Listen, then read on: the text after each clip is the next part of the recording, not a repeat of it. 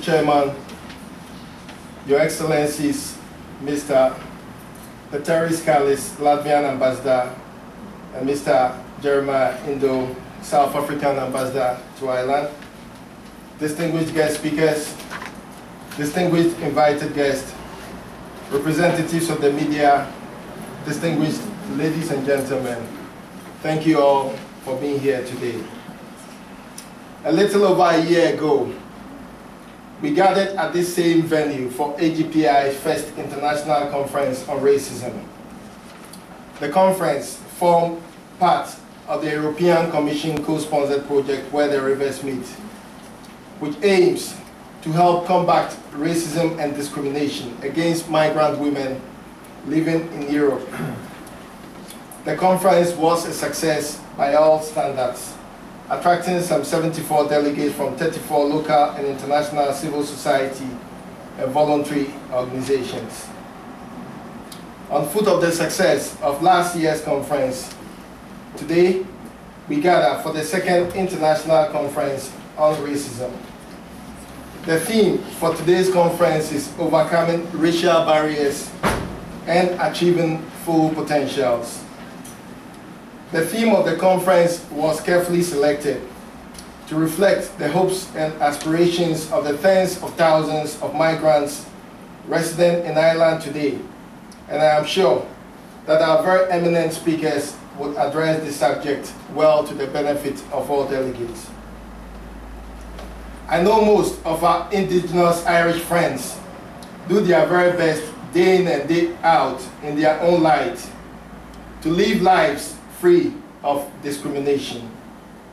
Nevertheless, too many destructive ideas seem to be gaining currency in our midst today. For example, the proclamation by a former mayor of Kildare a couple of months ago about black Africans should fill us all with outrage. Since that proclamation, activists and others who spoke out against racism have been targeted by rogue elements within our society. For example, a Labour TD became the target of a hate mail after he stood up against racist comments made by this fellow politician. It is inexcusable that these experiences have to be endured by individuals and communities across the Irish state. The fact that these experiences are often denied in Irish society, including by some key politicians and officials, is shameful. It is time to recognize people's experiences and to take them seriously, and to take action to address racism. The time to give all manner of persons, regardless of their race, nationality, gender, or religious background, an opportunity to realize the full potential is now.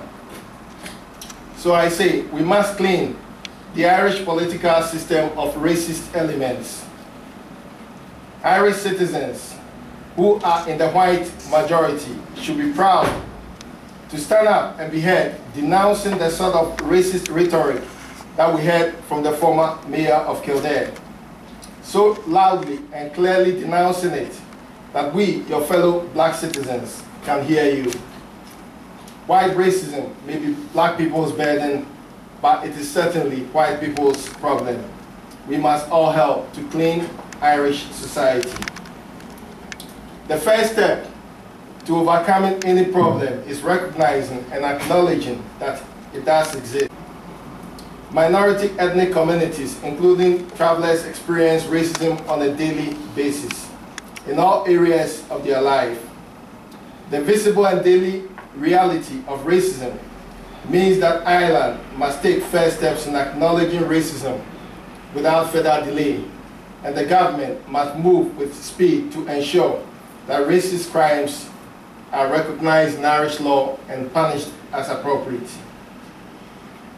In the last few years, many migrant professionals have left Ireland for Canada and the UK because of the general perception that they cannot achieve their full potential in Ireland in comparison with their Irish counterparts.